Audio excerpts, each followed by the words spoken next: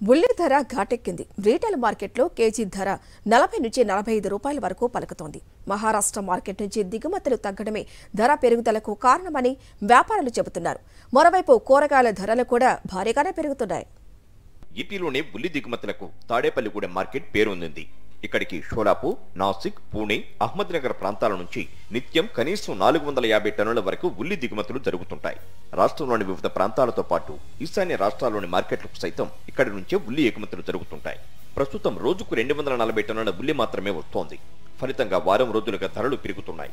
వారం క్రితం రిటైల్ మార్కెట్లో కేజీ 20 నుంచి 30 రూపాయల వరకు పలికిన ధరలు అమాంతం పెరిగాయి.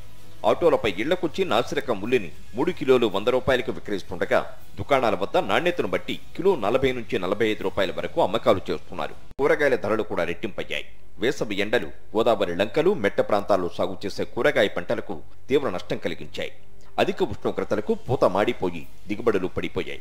ఫలితంగా ధరలకు రెక్కలొచ్చాయి. కిలో 20 ఉండే వంకాయలు 40 రూపాయలకు చేరాయి. అలాగే బెండకాయ 24 నుంచి 40కి, బీరకాయలు 30 నుంచి 50కి పెరిగాయి.